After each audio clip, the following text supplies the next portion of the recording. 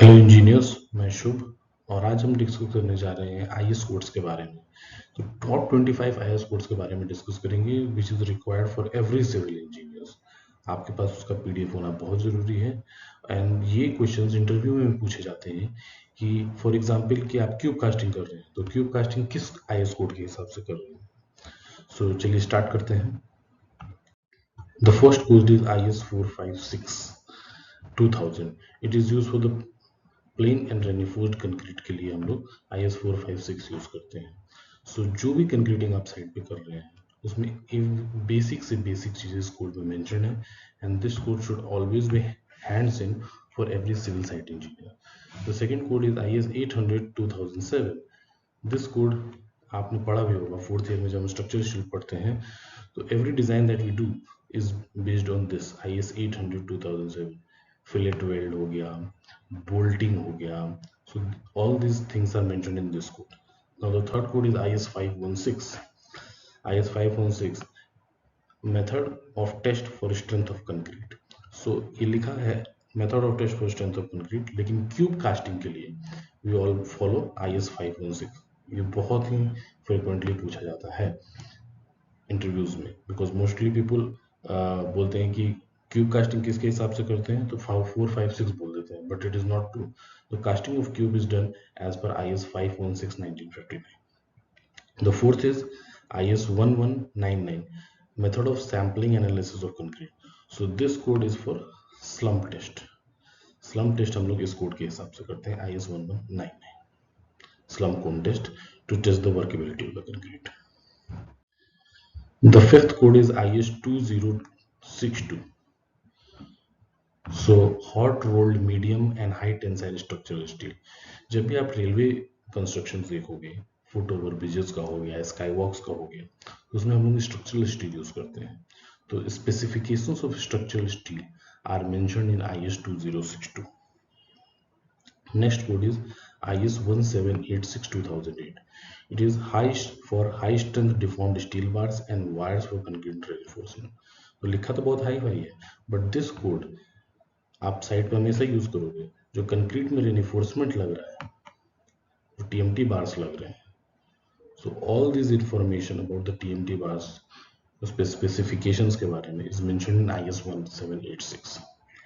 Next is IS 10262 2019 guidelines for concrete mix design. तो mix design हम जो करते हैं तो this is based on the IS 10262। Mix design किसी भी साइड पे कंक्रीटिंग स्टार्ट होने से पहले मिक्स डिजाइन करना पड़ता है कंक्रीट का, उसकी क्यूब कास्टिंग करके टेस्टिंग करना पड़ता है कि हम उतना स्ट्रेंथ ला पा रहे हैं कि नहीं, then only we allow the concreting to start. So the mix design is done as per IS 10262. Next code है IS 2131 2025। तो it is for the SPT standard penetration test के लिए IS 2131 यूज करते हैं।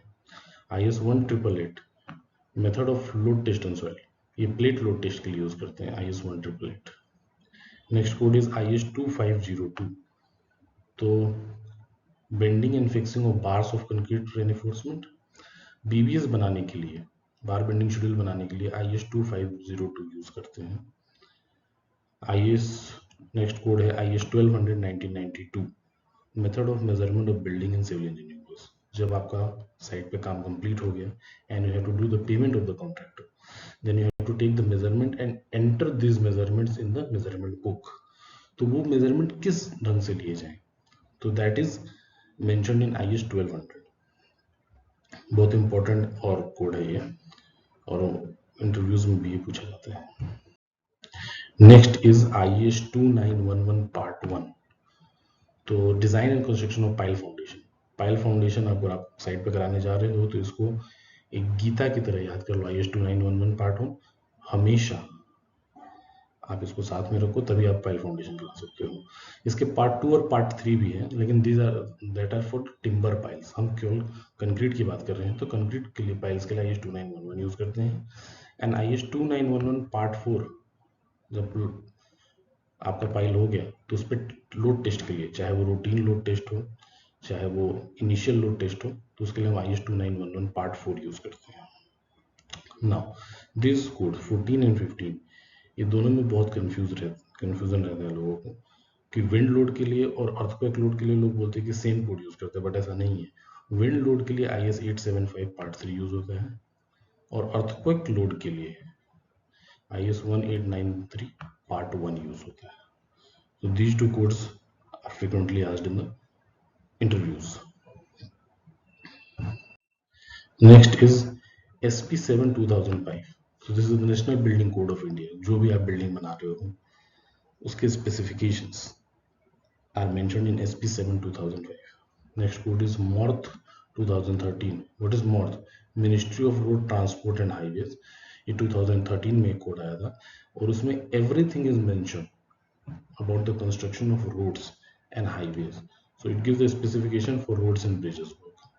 Next is GE IRS 004 2000. So these are the RDSO guidelines. Comprehensive guidelines and specifications for railway formation. तो आप railway formation जब भी बनाने जाओगे तो उसमें क्या फ्रीक्वेंसी रहनी चाहिए टेस्टिंग की, किस टाइप का सॉइल डलना चाहिए. So all this is mentioned in GE IRS 004.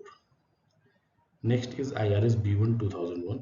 It is also a railway code and it is used for fabrication and erection of steel girder bridges. Next is IS 383. तो इसमें mention है specification for course and fine aggregate. जब हम concrete बनाते हैं तो 10 mm और 20 mm के एग्रीगेट्स यूज करते हैं तो उसके क्या स्पेसिफिकेशंस होने चाहिए, that is mention in IS 383. और उसी कंक्रीट में हम एडमिक्सचर भी यूज करते हैं to increase the setting time of the concrete or to increase the workability of the concrete. So these are mentioned in IS 9103 specification for concrete admixture. Next code है IS 4926 2003. So this is code for practice for ready mix concrete. जो RMC से concrete आ रहे हैं, transit mixer से जो concrete आ रहे हैं, उसके specifications are mentioned in IS 4926. Next code is SP 70 2001 construction safety practices. ये मोस्ट इंपॉर्टेंट है. किसी भी साइट पे सेफ्टी प्रिकॉशंस लेना मोस्ट इंपॉर्टेंट है एंड कैसे लेना है वो safety precaution, these are mentioned in SP 70 2001. Next code is IRC Indian road congress SP 102 2014. So this code is use for reinforce soil walls.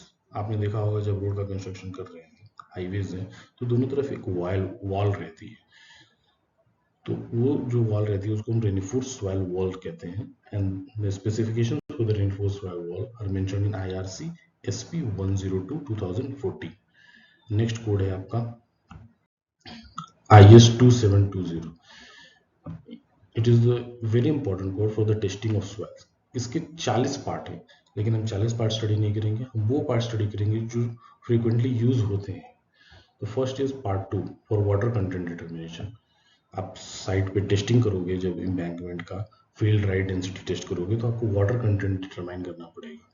तो how to determine water content, what are the IS method to determine water content is mentioned in IS 2720 part 2.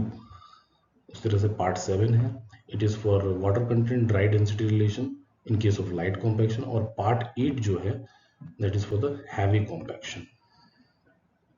ये दोनों चीजें आपने पढ़ी होंगी geotechnical engineering में. Now part 16 is for lab CBR and part 31 for field CBR. CBR क्या है? California bearing ratio. तो part 16 lab CBR के लिए, part 31 field CBR के लिए.